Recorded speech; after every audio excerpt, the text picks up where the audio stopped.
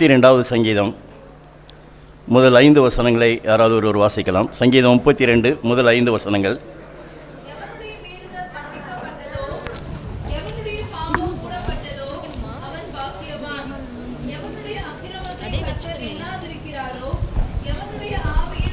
இல்லாதிருக்கிறதோ அவன் பாக்கியவான். நான் அடக்கி வைத்த மட்டும் நித்தம் என் கதிரினாலே என் எலும்புகள் உலர்ந்து போயிற்று. இரவும் பகலும் என்மேல் உம்முடைய கை பாரமாயிருந்ததினால் என் சாரம் உஷ்ணகால வறட்சியைப் போல் வறண்டு போயிற்று. நான் என் அக்கிரமத்தை மறைக்காமல் என் பாவத்தை உமக்கு அறிவித்தேன். என் மீறுதல்களை கர்த்தருக்கு அறிக்கையிடுவேன் என்றேன். தேவரீர் என் பாவத்தின் தோஷத்தை மன்னித்தீர். நாம் வாசித்த இந்த வேத பகுதியில் முதல் 2 வசனங்களிலே நாம் வாசிக்கிறோம், பாக்கியவான்கள் என்று படிக்கிறோம். யார் பாக்கியவான்கள் என்பதை இந்த வேத வசனத்திலே படிக்கிறோம். பாவம் மன்னிக்கப்பட்டவர்கள் பாக்கியவான்கள் என்பதை வேதம் இங்கே காண்பிக்கிறது. இன்றைக்கு அநேகர் உலகத்திலே பாக்கியம் என்று சொல்கிற வேளையிலே ஆசீர்வதிக்கப்பட்ட வாழ்க்கை அல்லது சிலரை பார்த்து இவர்கள் கொடுத்து வைத்தவர்கள் என்றெல்லாம் சொல்கிறார்கள். அதை எதை வைத்து என்று கேட்டால் அவருடைய பணம் அல்லது அவருடைய படிப்பு அல்லது அவருடைய பதவி, இது மாதிரியான உலக பிரகாரமான காரியங்களை வைத்து இவர்கள் எல்லாரும் பாக்கியவான்கள், சந்தோஷம் உள்ளவர்கள், ஆசீர்வதிக்கப்பட்டவர்கள் என்று எண்ணுகிறார்கள். ஆனால் பைபிளிலே சுமார் 40க்கும் மேற்பட்ட இடங்களிலே இந்த பாக்கியவான் என்கிறதான வார்த்தை வருகிறது. ஆனால் தேவன் உலக பிரகாரமான எந்த ஒரு பொருளையும் வைத்து பாக்கியவான் என்று சொல்லுகிறதில்லை. அவர் ஆவிக்குரிய நிலைமையில் தான் அங்கே பாக்கியவான் என்று சொல்லுகிறதை பார்க்கிறோம். இப்பொழுது வாசித்த இந்த வேத வாக்கியத்திலும் கூட ஆவியானவர் என்ன சொல்கிறார் என்று கேட்டால், பாவம் மன்னிக்கப்பட்டவர்கள் தான் அங்கே பாக்கியவான்கள் என்று வேதத்திலே நாம் படிக்கிறோம். இந்த உலகத்திலே பிரசங்கிக்கப்பட வேண்டிய காரியம் பைபிளிலே சொல்லியிருக்கிறது. லூக்கா 24ஆம் அதிகாரம் 47வது வசனத்திலே, மனம் திரும்புதலும் பாவ மன்னிப்பும் எருசலேம் தொடங்கி சகல தேசத்தாருக்கும் பிரசங்கிக்கப்பட வேண்டும் என்று வேதத்தில் எழுதியிருக்கிறது. எனவே உலகத்திலே பைபிள் சொல்லுகிற சத்தியம், மனிதர்களுக்கு பாவ மன்னிப்பு தேவை. எனவே இந்த பாவ மன்னிப்பினுடைய செய்தியை அறிவிக்க வேண்டும் என்கிறதான தேவனுடைய கட்டளையின்படி இன்றைக்கு இந்த தேவ செய்தியை அறிவிக்கிறோம். இன்றைக்கு உலகத்திலே அநேகர் பாவம் என்று சொன்ன உடனே அநேகர் பரியாசம் பண்ணுகிறார்கள்.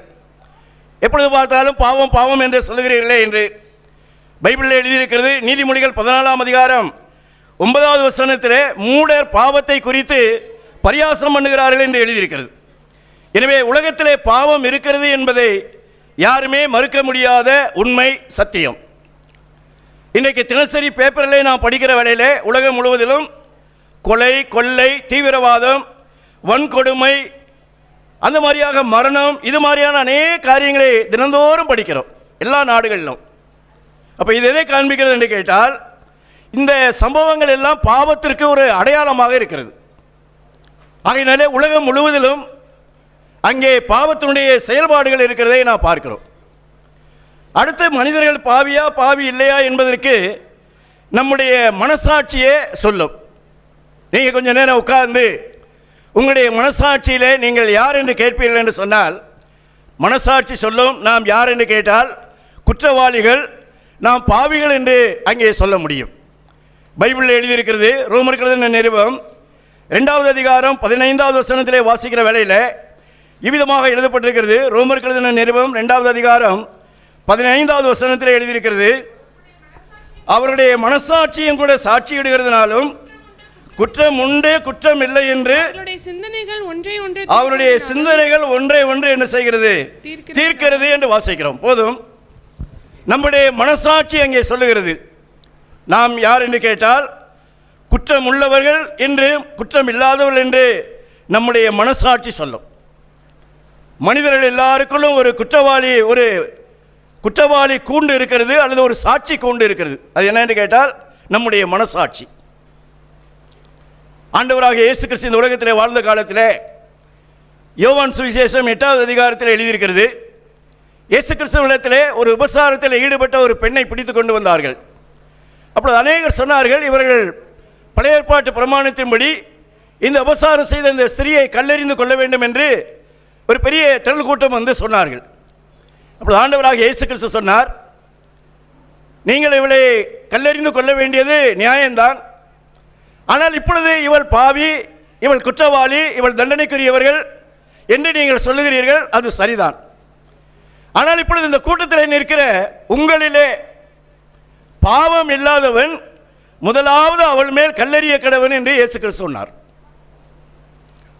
அவள் பாவிதான், அந்த பாவி தண்டிக்கப்பட வேண்டும் என்று சொல்லி நீங்கள் எல்லாரும் சொல்லுகிறீர்கள். எனவே உங்களிலே பாவம் இல்லாதவன் முதலாவது கல்லெறியுங்கள் என்று அவர் சொன்னார். பைபிள் எழுதியிருக்கிறது. யோவான் எழுதின சுவிசேஷம் அந்த 8வது அதிகாரம் 9வது வசனத்தில் எழுதியிருக்கிறது. இவ்விதமாய் படிக்கிறோம். அவர்கள் அதை கேட்டு தங்கள் மனசாட்சியினால் கடிந்து கொள்ளப்பட்டு பெரியோர் முதல் சிறியோர் வரைக்கும் ஒவ்வொருவராய் போய்விட்டார்கள். போதும்.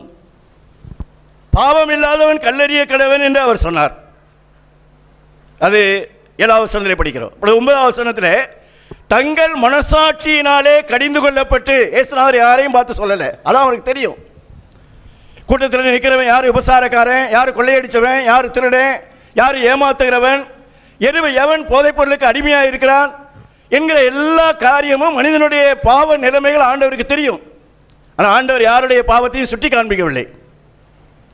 அப்பொழுது பாவம் இல்லாதவன் கல்லெறிய கடவன் என்று சொன்ன உடனே ஒருவர் பார்த்து சொல்லலை, நீ பாவி, நீ இந்த தவறு செஞ்சிருக்கிற அப்படிலாம் ஒருத்தர் பார்த்து சொல்லலை. பைபிள் எழுதியிருக்கிறது, தங்களுடைய மனசாட்சியினாலே கடிந்து கொள்ளப்பட்டு என்று வேதத்திலே வாசிக்கிறோம். அருமையானவர்களே, தேவன் நமக்கு கொடுத்திருக்கிற மனசாட்சி, நாம் யார், நாம் எப்படிப்பட்டவர்கள் என்பதை நமக்கு அறிவிக்கக்கூடியதாக இருக்கிறது.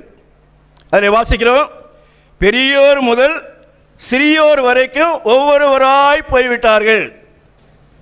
அப்படி என்று சொன்னால் பெரியவர்களாக இருந்தாலும் சிறியவர்களாக இருந்தாலும் படித்தவர்களாக இருந்தாலும் பக்தி உள்ளவர்களாக இருந்தாலும் ஏழையாக இருந்தாலும் பணக்காரராக இருந்தாலும் ஆணாக இருந்தாலும் பெண்ணாக இருந்தாலும் உலகத்தில் எல்லாருமே பாவிகள் தான். அது நம்முடைய மனசாட்சி சொல்லும். ஆனால் இயேசு தனித்திருந்தார். அவர் யார் என்று கேட்டால் அவர் பாவம் இல்லாதவர், அவர் பரிசுத்தம் உள்ளவர். மேலுமாக பைபிளில் எழுதியிருக்கிறது, நாம் எல்லாரும் பாவம் செய்ததினாலே பாவியாகவில்லை, நாம் எல்லாருமே பாவத்திலே பிறந்ததினாலே பாவம் செய்கிறோம். பிறவியிலே நமக்கு பாவம் இருக்குது. 51ஆம் சங்கீதம் 5வது வசனத்திலே நாம் வாசிக்கிறோம், இதோ நான் துர்க்குணத்திலே உருவானேன், என்னுடைய தாய் என்னை என்ன செய்தால், பாவத்திலே கற்பந்தரித்தாள். எனவே நம்முடைய பிறப்பே பாவத்தில் தான் பிறந்தோம், துர்க்குணத்தில் தான் பிறந்தோம். அதனால தான் பிறந்த பிள்ளைகள் 3 வயசானாலும் அது நர்சரி ஸ்கூலுக்கு போகாவிட்டாலும் அது என்ன செய்யுது, பொய் சொல்லுது. அதை நாம் ஏதாவது காரியங்கள் செய்கிற வேளையிலே அநேக விதமான பாவத்துக்கு ஏதுவான செயல்பாடுகள் செய்கைகள் அந்த சிறு வயசிலே இருக்கிறது. ஆகையினாலே பாவம் செய்ததினாலே நாம் பாவியாகவில்லை, பாவத்திலே பிறந்ததினாலே நாம் எல்லாரும் பாவிகளாக இருக்கிறோம். பைபிள் சொல்லுகிறது, பாவம் செய்யாத மனிதன் இல்லையே, ஒரு பாவம் செய்யத்தக்க, அங்கே ஒரு பாவம் செய்யாமல் நன்மையே செய்யத்தக்க நீதிமான் பூமியிலே ஒருவனும் இல்லை என்று எழுதியிருக்கிறது. நீதிமான் ஒருவனாகிலும் இல்லை, எல்லாரும் வழிதப்பி ஏகமாய் கெட்டுப்போனார்கள் என்று வேதத்திலே எழுதப்பட்டிருக்கிறது. ஆகையினாலே நீங்கள் ஏற்றுக்கொண்டாலும் ஏற்றுக்கொள்ளாவிட்டாலும், கிறிஸ்தவ குடும்பத்திலே பிறந்திருந்தாலும் கிறிஸ்தவ பெயர் வைத்திருந்தாலும் அங்கே பாவிகள் என்று அங்கே தேவனுடைய வசனம் சொல்லுகிறது. எனவே இந்த பாவம் என்ன செய்யப்பட வேண்டும் என்று கேட்டால் அங்கே மன்னிக்கப்பட வேண்டும். அவர்கள் தான் அங்கே பாக்கியவான்கள் என்று வாசிக்கிறோம். இன்னுமாக நாம் பைபிளிலே படிக்கிற வேளையிலே பாவத்தினாலே வந்த பலன்கள் அல்லது பாவத்தினாலே வந்த கேடுகளை பற்றி பைபிளில் ஏராளமாக எழுதியிருக்கிறது. முதலாவது பாவம் என்ன செய்கிறது என்று கேட்டால் தேவனோடு கூட இருக்கிறதான உறவை, ஐக்கியத்தை அது பாதிக்கக்கூடியதாக இருக்கிறது. இந்த பைபிளிலே ஆதாம் என்று சொல்லக்கூடிய தேவனால் சிருஷ்டிக்கப்பட்ட அந்த முதல் மனிதன் தினந்தோறும் தேவனோடு கூட பேசி உறவாடி கொண்டிருந்தான். ஆனால் அவன் ஒரு நாள் தேவனுடைய வார்த்தைக்கு கீழ்ப்படியாமல் போனபடினாலே அன்றைக்கு அவன் ஆண்டவரை தைரியமாக சந்திக்க முடியவில்லை. தன்னுடைய மனசாட்சி கடிந்து கொண்டதினாலே பைபிளில் எழுதியிருக்கிறது, அவன் கர்த்தருடைய சந்நிதியை விட்டு விலகி அவன் பயந்து ஒரு மரத்துக்கு பின்னாலே ஒளிந்து கொண்டான் என்று சொல்லி அந்த ஆதியாகமம் 3ஆம் அதிகாரம் 8-9 வசனத்திலே நாம் படிக்கிறோம்.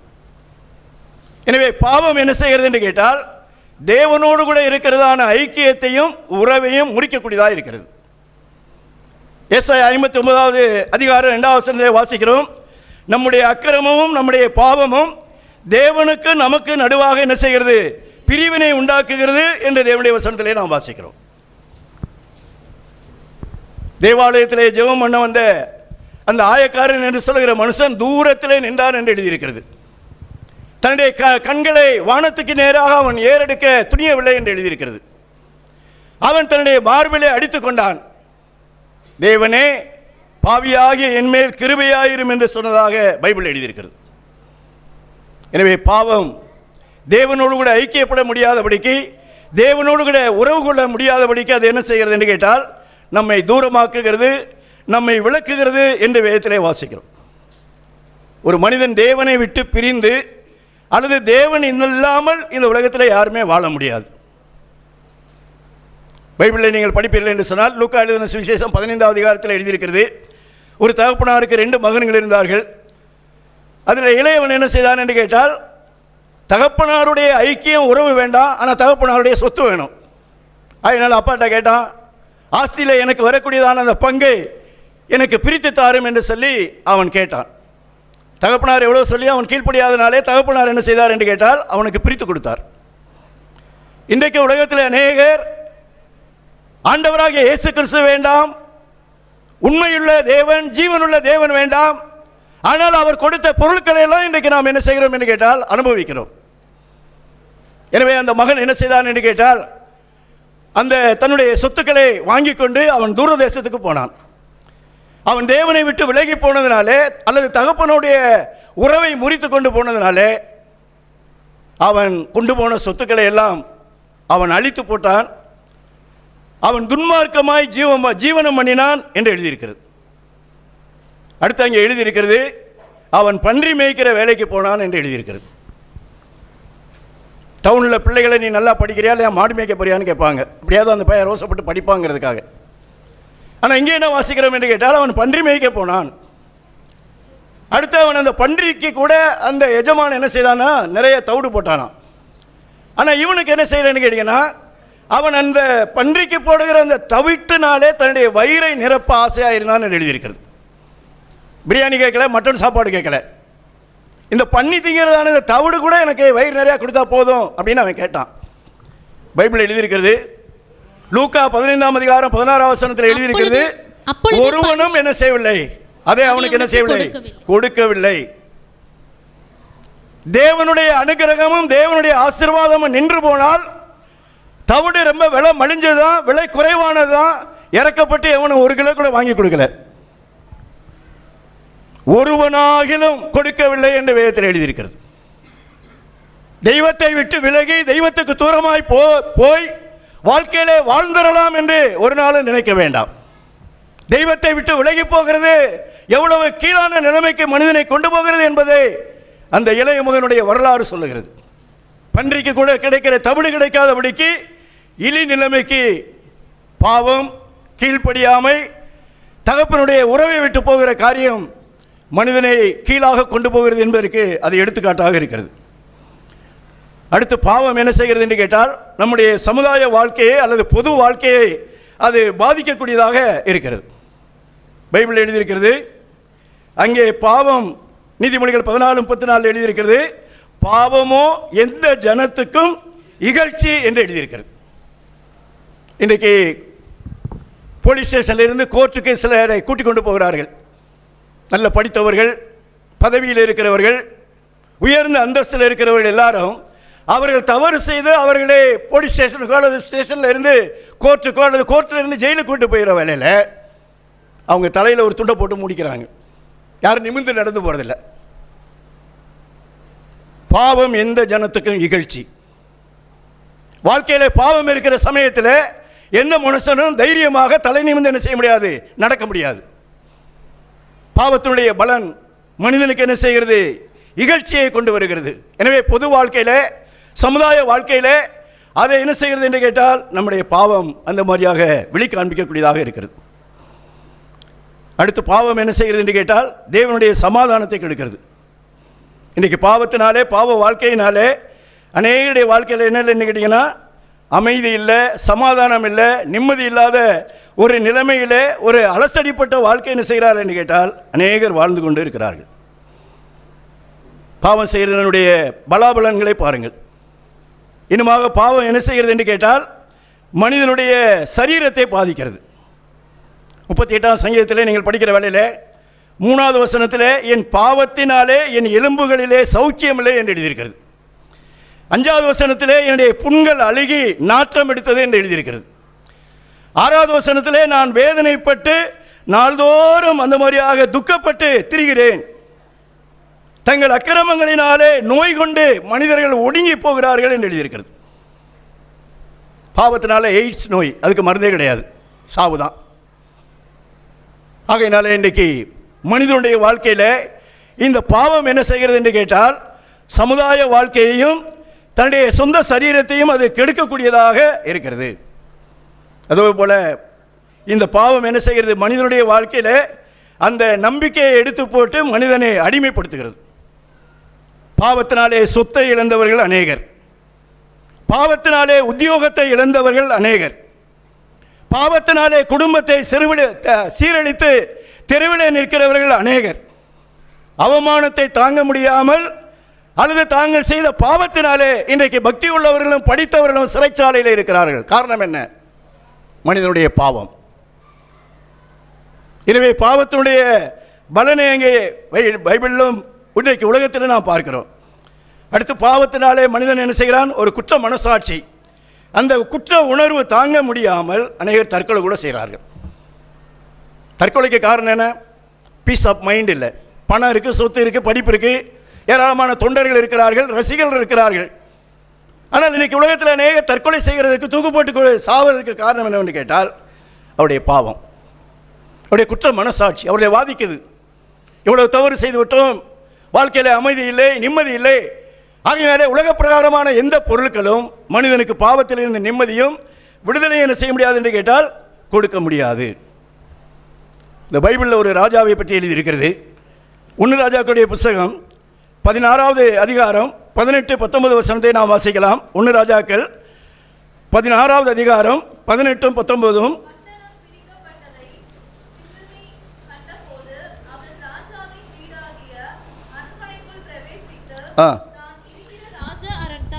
ராஜ அரண்மனையை தீக்குழுத்தி அதிலே செத்தான். அவன் கர்த்தரின் பார்வைக்கு பொல்லாப்பானதை செய்து எரோபியாவின் வழியிலும் அவன் இஸ்ரவேலை பாவம் செய்ய பண்ணின அவன் பாவத்திலும் நடந்ததினால் கட்டிக்கொண்ட அவனுடைய பாவங்களின் நிமித்தம் அப்படி நடந்தது. இங்கே ஒரு ராஜா அரண்மனை, ஒரு ராஜாவுக்கு உலக பிரகாரமான எல்லா ஏதுக்கள் இருக்கிறது.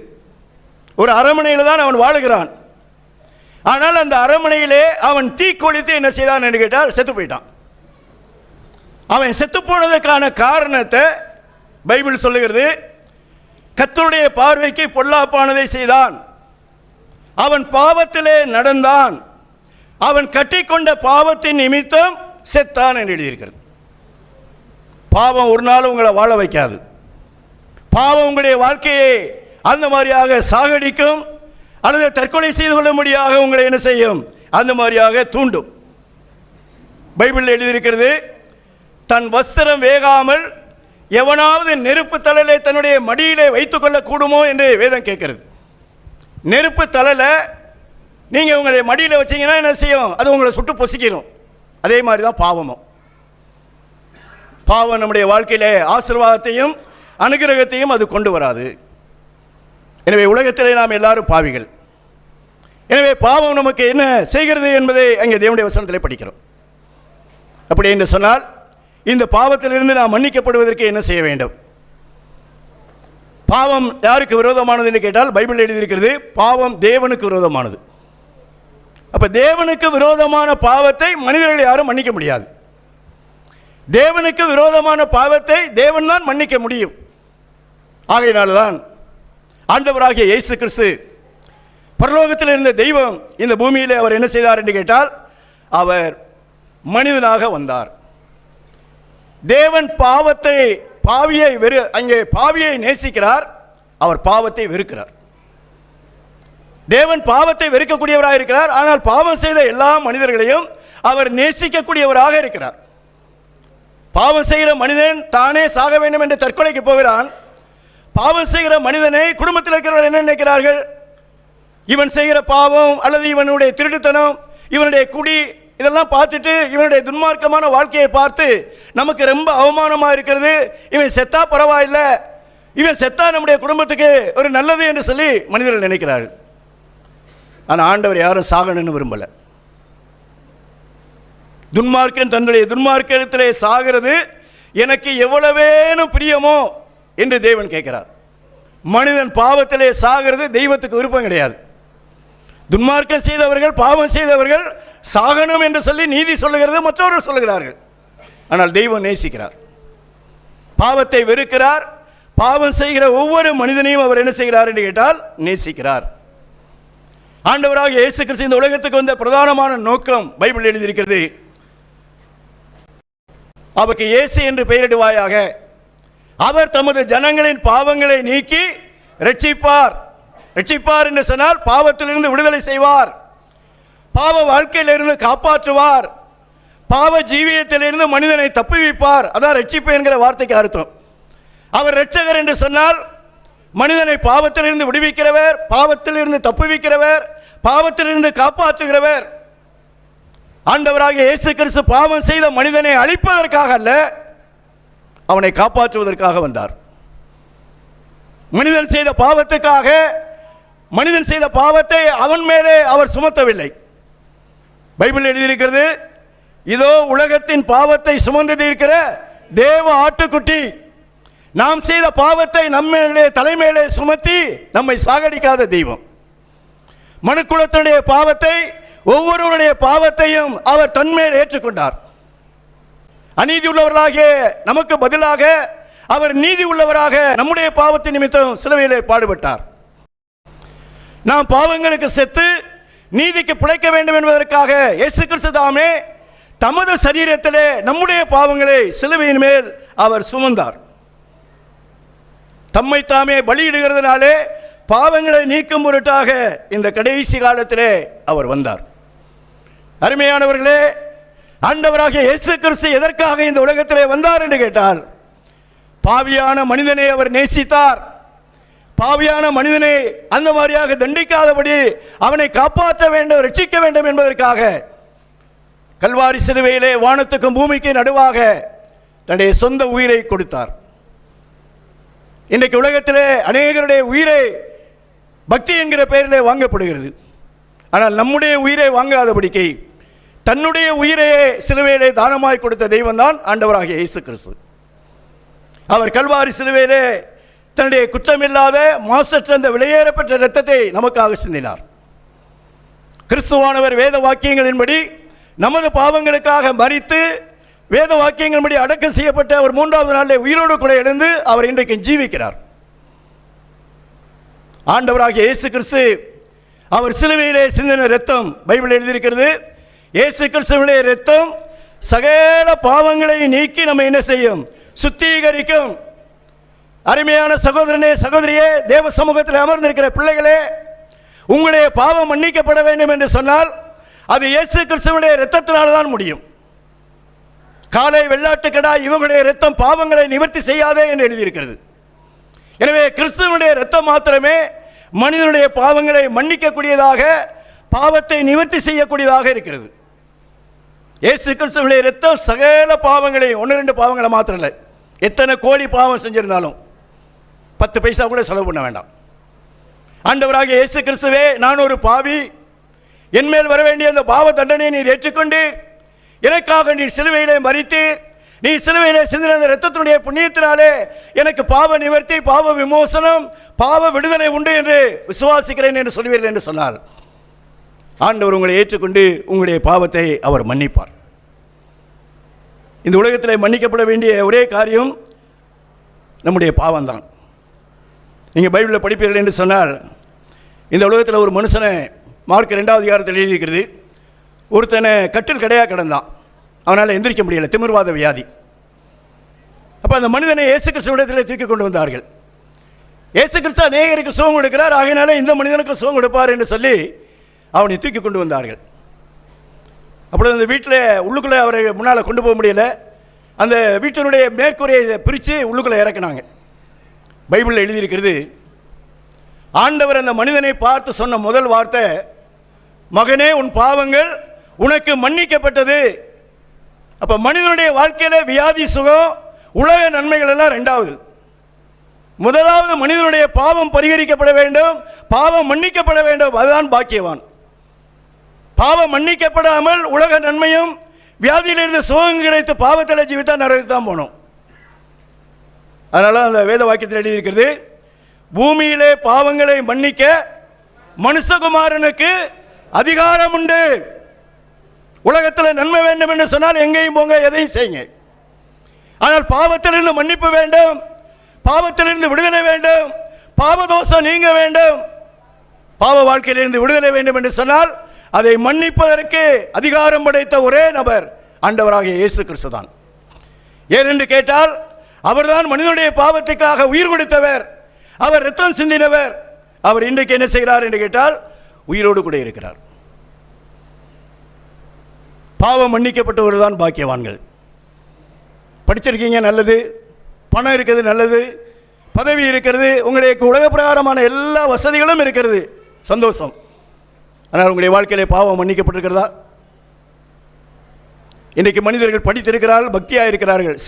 Cigarette smoking is injuries the health என்று சொல்கிறார்கள். பக்தி உள்ளவர்களும் படித்தவர்கள் என்ன செய்கிறார்கள்? இன்னைக்கு சிகரெட் ஊதுகிறார்கள். ஒரு 1.5 இன்ச்சு பீடியில இருந்து 1.5 இன்ச்சு சிகரெட்ல இருந்து மனிதனுக்கு என்ன இல்லை? விடுதலை இல்லை. குடியை கெடுக்கும் என்று சொல்கிறார்கள். பக்தி உள்ளவர்களும் குடிக்கிறார்கள், படித்தவர்களும் குடிக்கிறார்கள். எனவே மனிதனுடைய படிப்பு, பக்தி பாவ வாழ்க்கையிலிருந்து விடுதலை கொடுக்க முடியாது. விடுதலை கொடுக்கக்கூடிய ஒரே நபர் ஆண்டவராகிய இயேசு கிறிஸ்து மாத்திரம்தான். அவர் சிலுவையிலே சிந்தின இரத்தத்தினுடைய புண்ணியத்தினால் மாத்திரம்தான் அங்கே மனிதனுக்கு என்ன செய்யும் என்று கேட்டால் பாவ மன்னிப்பு கிடைக்கும். அப்ப மனிதர்கள் எல்லாரும் பாவிகள், பாவத்தினால் வரக்கூடிய விளைவுகள். ஆண்டவர் பாவியை நேசித்து பாவிக்காக சிலுவையிலே அவர் மரித்தார். அவருடைய இரத்தம் இன்றைக்கு நம்முடைய பாவத்தை மன்னிப்பதற்கு போதுமானதாக இருக்கிறது. பாவ மன்னிப்புக்காக நாம் என்ன செய்யணும்? 10 நடக்க வேண்டாம், எந்த விதமான மந்திரமும் ஸ்லோகமும் சொல்ல வேண்டாம், ஒரு 10 ரூபா கூட காணிக்க கொடுக்க வேண்டாம். என்ன செய்யணும்? வாசிப்போம். 32ஆம் சங்கீதம் 5வது வசனத்திலே வாசிக்கிறோம். 32ஆம் சங்கீதம் 5வது வசனம், நான் என் அக்கிரமத்தை மறைக்காமல் என் பாவத்தை உமக்கு அறிவித்தேன், என் மீறுதலை கர்த்தருக்கு அறிக்கையிடுவேன் என்றேன். தேவரீர் என் பாவத்தின் தோஷத்தை மன்னித்து. பாவ தோஷம் நீங்க வேண்டுமா? உங்களுடைய வாழ்க்கையிலே நீங்கள் அதை ஒத்துக்கொள்ள வேண்டும், அதை அறிக்கை செய்ய வேண்டும். அறிக்கை என்று சொல்லுகிறது ஒத்துக்கொள்ளுகிறது. தெய்வத்துக்கு தெரியும் நீங்க என்னென்ன பாவம் செஞ்சிருக்கீங்க, எங்கெங்க போயிருக்கீங்க, எல்லாம் தெய்வத்துக்கு தெரியும். ஆனால் நாம் பாவி என்று என்ன செய்யணும்? ஒத்துக்கொள்ளணும். பைபிள் ஆதாமை பற்றி வாசிக்கிறோம். ஆதாமே எங்கே இருக்கிறாய் என்று கேட்டார். ஆண்டவருக்கு தெரியாது ஆதாம் எங்க இருக்கிறான்னு. ஆதாம் தன்னுடைய தவறை ஒத்துக்கொள்ளுகிறானா என்பதை அறிவதற்காகத்தான் ஆண்டவர் இந்த கேள்வி கேட்டார். இன்றைக்கு அநேகர் என்ன செய்கிறார்கள் என்று கேட்டால் தங்களுடைய பாவத்தை ஒத்துக்கொள்ளுகிறதில்லை, தங்களுடைய பாவத்தை என்ன செய்கிறார்கள் என்று கேட்டால் மறைக்கிறார்கள். பைபிள் சொல்லுகிறது, நீதிமொழிகள் 28வது அதிகாரம் 13வது வசனத்தில் எழுதியிருக்கிறது, தன் பாவங்களை மறைக்கிறவன் வாழ்வடைய மாட்டான், அவைகளை அறிக்கை செய்து விட்டு விடுகிறவனே இரக்கம் பெறுவான். உங்களுடைய வாழ்க்கையிலே பாவத்தை நீங்கள் மறைப்பீர்கள் என்று சொன்னால், இன்னொரு பைபிள் எழுதியிருக்கிறது கண்டினியூஸ் பிரசன்ட் டென்ஸ்ல, பாவங்களை மறைக்கிறவன் வாழ்வடையவே மாட்டான், அவைகளை அறிக்கை செய்து விட்டு விடுகிறவன் தான் இரக்கம் பெறுவான். யாரிடத்தில் அறிக்கை செய்ய வேண்டும்? அங்கே கர்த்தரிடத்திலே என்று வாசிக்கிறோம். எனவே நம்முடைய பாவம் தேவனுக்கு விரோதமானது. இந்த தேவனுக்கு விரோதமான பாவத்தை என்ன செய்கிறார் என்று கேட்டால் தேவனே அந்த மாதிரியாக மன்னிக்கிறவராக இருக்கிறார். நம்ம செய்கிற அறிக்கை எப்படி இருக்கணும்னு கேட்டால் அது ரியலாக இருக்க வேண்டும். பைபிளை படிக்கிறோம் பாருங்கள். 2 கொரிந்தியர் 7வது அதிகாரம் 9வது வசனத்திலையும் 10வது வசனத்திலையும் விதமாய் நாம் வாசிக்கிறோம். 2 கொரிந்தியர் 7வது அதிகாரம் 9, 10 வசனத்திலே எப்படி பாவ அறிக்கை செய்ய வேண்டும் என்பதை அங்கே எழுதியிருக்கிறது. 2 கொரிந்தியர் 7, 9, 10 வாசிக்கின்றது.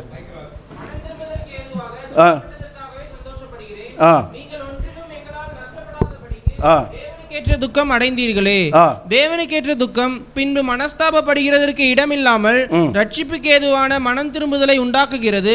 லௌகீக துக்கமோ மரணத்தை உண்டாக்குகிறது. இங்கே 2 துக்கத்தை பற்றி எழுதியிருக்கிறது. ஒன்று லௌகீக துக்கம், ஃபார்மாலிட்டிக்காக பாவம் செஞ்சுட்டே மன்னிச்சுக்கோங்க. ரோட்டில் போகிற சமயத்தில் பிடபிள்யூடியில் சில இடத்துல போர்டு வச்சுருப்பாங்க, குழி தோண்டி போட்டிருப்பாங்க, அல்லது ரோடை பிளாக் பண்ணியிருப்பாங்க. ரோடு மூடப்பட்டுள்ளது, சிரமத்திற்கு மன்னித்துக் கொள்ளுங்கள். ரயில்வே ஸ்டேஷனில் ட்ரெயின் 2 மணி நேரம் தாமதமாக வருகிறது. ஸ்டேஷன் மாஸ்டர் சொல்கிறாரு, இந்த மாதிரியாக ட்ரெயின் 2 மணி நேரம் தாமதமாக வருகிறது, ஆகையினாலே சிரமத்திற்காக வருந்துகிறோம், மன்னித்துக் கொள்ளுங்களேன்னு சொல்லுகிறார்கள். இவங்கெல்லாம் ரியலாக சொல்கிறாங்களா? ஐயோ, நம்ம இந்த பாதையை குடி தோண்டி போட்டு வச்சுட்டோம், இந்த ரோடை மூடிட்டோம், இது வழியாக இன்றைக்கி ஒரு 1000 காரு, ஒரு 500 ஸ்கூட்டரு, நிறைய பேர் நடந்து போவாங்க, நடந்து போக முடியாதபடிக்கு மூடி வச்சுட்டேமேன்னு சொல்லி இந்த மனிதர்கள் மேல் உள்ள துக்கத்தினால சொல்கிறாங்களா? இல்லை ஒரு ஃபார்மாலிட்டிக்காக? ட்ரெயின் 2 மணி நேரம் தாமதமாக வருது, அநேகர் பிள்ளைகளை வச்சுக்கிட்டு இருக்கிறாங்க, வயதானவர்கள் இருக்கிறாங்க என்கிற அந்த வேதனையில் அவங்க சொல்லலை, ஃபார்மாலிட்டிக்கு சொல்கிறாங்க, ஒரு ஒப்புக்காக சொல்லுகிறார்கள். அதே போல் நம்முடைய வாழ்க்கையில் ஒப்புக்காக பாவ அறிக்கை செய்யக்கூடாது. அதான் இங்கே வாசிக்கிறோம், தேவனுக்கு ஏற்ற துக்கம், லௌகீக துக்கம் கிடையாது கூடாது, மனுஷனுக்கு ஏற்ற துக்கம் கூடாது, தேவனுக்கு ஏற்ற துக்கம். தேவனுக்கு ஏற்ற துக்கம் என்று சொன்னால் நான் செய்த பாவம் யாருக்கு விரோதமானது? தேவனுக்கு விரோதமானது. 51ஆம் சங்கீதம் 4ஆம் வசனத்திலே அங்கே தாவீது சொல்லுகிற வேளையிலே, தேவரீர் ஒருவருக்கே விரோதமாக என்ன செய்தேன்? பாவம் செய்தேன், உம்முடைய கண்களுக்கு முன்பாக நான் என்ன செய்தேன்? பாவம் செய்தேன் என்று சொல்லுகிறேன். பாவம் தேவனுக்கு விரோதமானது. ஆண்டவரே, நீர் என்னை நல்ல முறையிலே சிருஷ்டித்தீர், எனக்கு நல்ல சுய புத்தியை கொடுத்தீர், எனக்கு ஒரு நல்ல மனசாட்சியை கொடுத்தீர், ஆனால் நான் பாவம் செய்து விட்டேன். எனவே நான் செய்த பாவத்திற்காக நான் செய்த இந்த பாவம் தெய்வமே உமக்கு விரோதமானது, உமக்கு விரோதமான பாவத்தை நீதான் மன்னிக்க முடியும் என்கிற அந்த நிலைமையில வேதனையோடு கூட சொல்லணும். இளைய மகன் கூட திரும்பி வந்தான். திரும்பி வருகிற வேளையில் அவன் செய்கிற பாவ அறிக்கையை பற்றி லூக்கா 15ஆம் அதிகாரம் 18வது வசனத்தில் எழுதியிருக்கிறது, தகப்பனே, பரத்துக்கு விரோதமாகவும் உமக்கு முன்பாகவும் என்ன செய்தேன்? பாவம் செய்தேன். பாவத்துக்கு சப்ப கட்டு கட்டலை. எப்பா, ஓன் சொத்தை வாங்கிட்டு போல, அண்ணன் சொத்தை வாங்கிட்டு போல, எனக்கு வர்ற பங்கை தான் கொடுத்த, போயிட்டு செலவழிச்சிட்டேன், ஏற்றுக்கிறியா ஏற்றுக்கலையா? ஏற்றுக்கிட்டா உள்ள வரேன், இல்லை நான் வெளியே போகிறேன் அப்படின்னு அவன் சொல்லலை. முதல்ல நான் செய்த இந்த தவறு, இந்த கீழ்ப்படியாமை, தகப்பனுடைய ஐக்கியத்தை விட்டு பிரிந்து போனது, அது பரத்துக்கு விரோதமானது, அது தேவனுக்கு விரோதமானது. இரண்டாவதா, உமக்கு முன்பாகவும் என்ன செய்தேன்? பாவம் செய்தேன் என்று வேதத்திலே வாசிக்கிறோம். ஃபார்மாலிட்டிக்காக பாவ அறிக்கை செய்யாதீங்க. தேவனை துக்கப்படுத்தி விட்டேன், தேவனை வேதனைப்படுத்தி விட்டேன், தெய்வமே இந்த தவறு உமக்கு விரோதமானது என்று சொல்லி நீங்கள் ரியலாக உண்மையாக அறிக்கை செய்கிற வேளையில் பைபிள் எழுதியிருக்கிறது, தேவரீர் என் பாவத்தின் தோஷத்தை மன்னித்தீர். பாவ தோஷத்தினால தாங்க குடும்பம் சீரழியுது, பாவம் வீட்டு வாசப்படியில் படுத்திருக்கு, பாவம் உங்களுடைய இருதயங்களை வாசம் பண்ணுகிறது. ஆகையினால் தான் சொத்தை அழித்து நிம்மதியற்ற நிலைமையிலே, சமாதானமற்ற நிலைமையிலே உலகத்திலே வாழ்வதை காட்டின சாவது மேல் என்று எண்ணிக்கொண்டிருக்கிறீர்களா? சாக வேண்டாம். உங்களுக்கு வாழ்வளிக்கக்கூடிய, உங்களுடைய பாவ தோஷத்தை நீக்கக்கூடிய, உங்களுக்கு பாவ நிவர்த்தி, பாவ விமோசனம் கொடுக்கக்கூடிய ஒரு உண்மையுள்ள தேவன், ஒரு ஜீவனுள்ள தெய்வம், ஒரு உலக தெய்வம் ஆண்டவராக இயேசு கிறிஸ்து உங்களை அழைக்கிறார். வருத்தப்பட்டு பாரம் சுமக்கிறவர்களே, நீங்கள் எல்லாரும் என்னிடத்தில் வாருங்கள், நான் உங்களுக்கு இளைப்பாறுதல் தருவேன் என்று அவர் சொல்கிறார். பாவ தோஷம் நீங்கணுமா, பாவ மன்னிப்பு வேணுமா? கிறிஸ்தவ இடத்துல மாத்திரம்தான் உண்டு.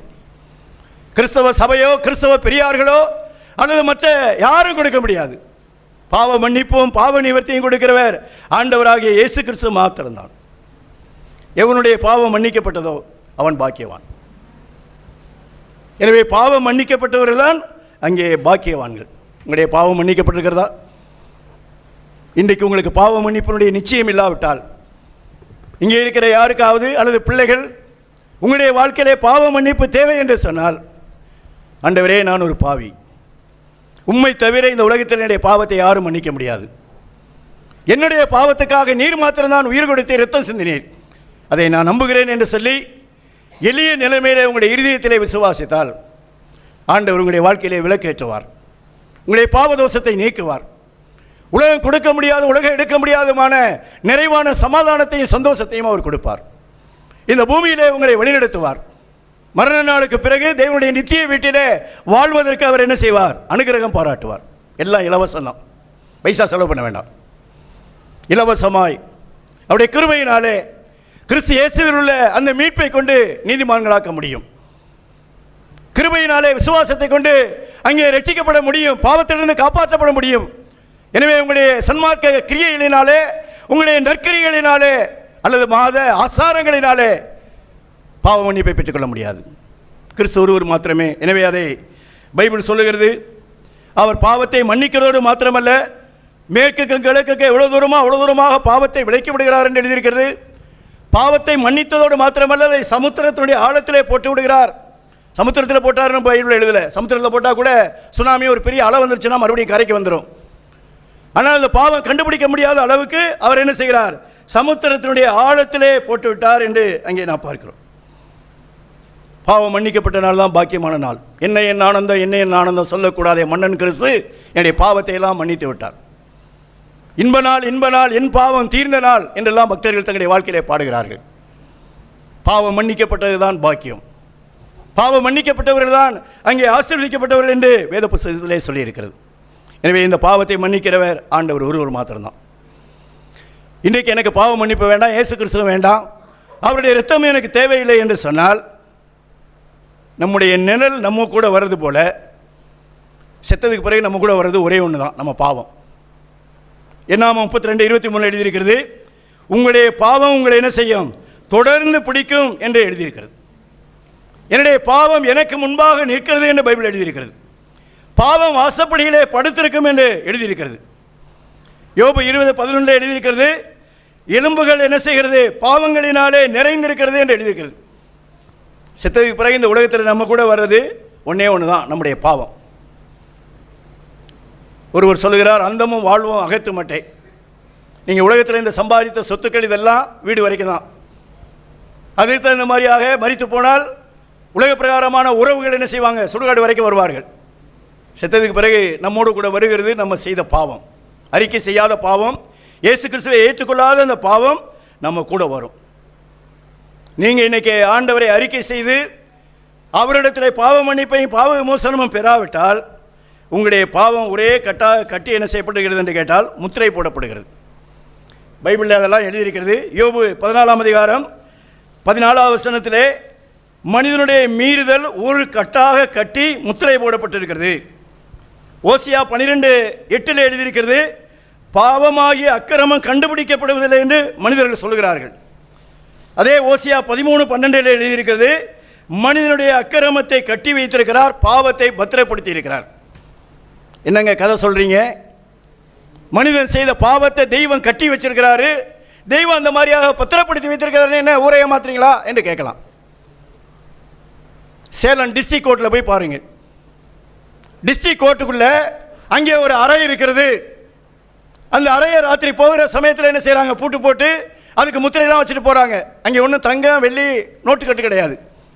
அங்கே உள்ள போனீங்கன்னு சொன்னால் அநேக வெட்டர்வாள் இருக்கும், அநேக விதமான கடப்பாறை இருக்கும், அங்கே கரை படிந்த இரத்த கரை படிந்த அநேக துணிகள் இருக்கும், இரத்த கரை படிந்தான மண்கள் எல்லாம் இருக்கும்.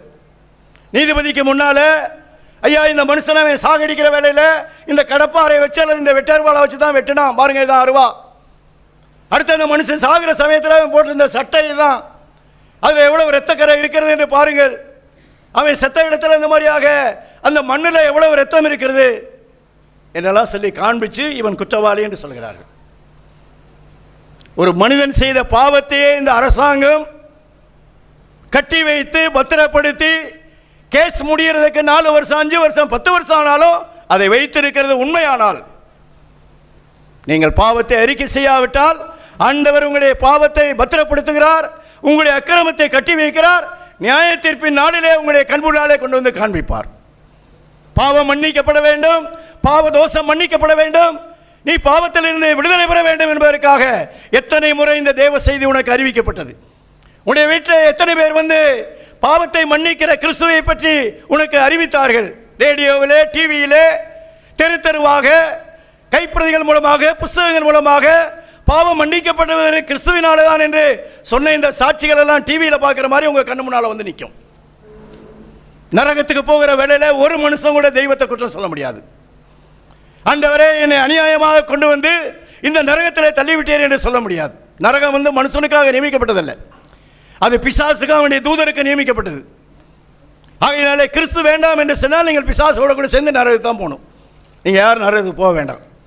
ஆகையினால் தான் இந்த தெய்வ செய்தி அறிவிக்கப்படுகிறது. நீங்கள் இதிலிருந்து விடுதலை பெற வேண்டும் என்பதற்காகத்தான் ஆண்டவர் உங்களை நேசிக்கிறார். அதனால தான் மறுபடியும் மறுபடியும் உங்களுக்கு இந்த சத்தியம் அறிவிக்கப்படுகிறது.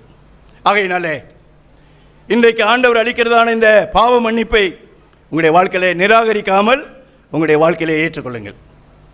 மறுபடியும் 32ஆம் சங்கீதம் அந்த முதல் 2 வசனத்தையும் 5வது வசனத்தையும் நாம் வாசித்து முடிக்கலாம். எவனுடைய மீறுதல் மன்னிக்கப்பட்டதோ, எவனுடைய பாவம் மூடப்பட்டதோ அவன் பாக்கியவான். எவனுடைய அக்கிரமத்தை கர்த்தர் எண்ணாதிருக்கிறாரோ, எவனுடைய ஆவியில் கபடம் இல்லாதிருக்கிறதோ அவன் பாக்கியவான். 5வது வசனம், நான் என் அக்கிரமத்தை மறைக்காமல் என் பாவத்தை உமக்கு அறிவித்தேன், என் மீறுதல்களை கர்த்தருக்கு அறிக்கையிடுவேன் என்றேன். தேவரீர் என் பாவத்தின் தோஷத்தை மன்னித்தீர்.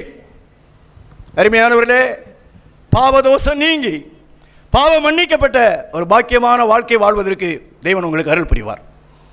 இது ஒரு அரசியல் கூட்டம் மாதிரி இந்த காதில் கேட்டுட்டு இந்த காதில் விட்டுட்டு போக முடியாது. நியாய தீர்ப்பு நாளிலே தெய்வம் இதெல்லாம் காண்பிப்பார். எத்தனை முறை பாவ மன்னிப்பினுடைய செய்தி, பாவ விடுதலையினுடைய செய்தி அறிவிக்கப்பட்டது என்று. என் வசனத்தை கேட்டு என்னை அனுப்பினவரை விசுவாசிக்கிறவனுக்கு நித்திய ஜீவன் உண்டு, அவன் ஆக்கினை தீர்ப்புக்கு உட்படாமல் மரணத்தை விட்டு நீங்கி ஜீவனுக்கு உட்பட்டு இருக்கிறான். தேவனுடைய வசனத்தை கேட்டு விசுவாசிப்பீர்கள் என்று சொன்னால் உங்களுக்கு தண்டனை கிடையாது, ஆக்கினை கிடையாது. நித்திய நரகமாகிய அந்த 2ஆம் மரணமாகிய நரக கடலில் இருந்து நீங்கள் தப்பி வைக்கப்படுவீர்கள். இன்றைக்கு இதை வேண்டாம் என்று நிராகரித்தால், என்னை தள்ளி என் வார்த்தைகளை ஏற்றுக்கொள்ளாதவனை நியாயந்திருக்கிறது ஒன்று இருக்கிறது. நான் சொன்ன வசனமே கடைசி நாளிலே அவனை நியாயந்திருக்கும். எனவே நீங்கள் கேட்ட இந்த வசனம் உங்களுடைய நியாய தீர்ப்புக்கு ஏதுவாக மாறாதபடிக்கு, உங்களுடைய இரட்சிப்புக்கு ஏதுவாக மாறத்தக்கதான வகையிலே தெய்வம் யாவருக்கும் அனுகிரகம் பாராட்டுவார். கர்த்தர் தம்முடைய இந்த வசனத்தை ஆசீர்வதித்து அவருடைய பரிசுத்த நாமத்தை மகிமைப்படுத்துவாராக. ஆமென்.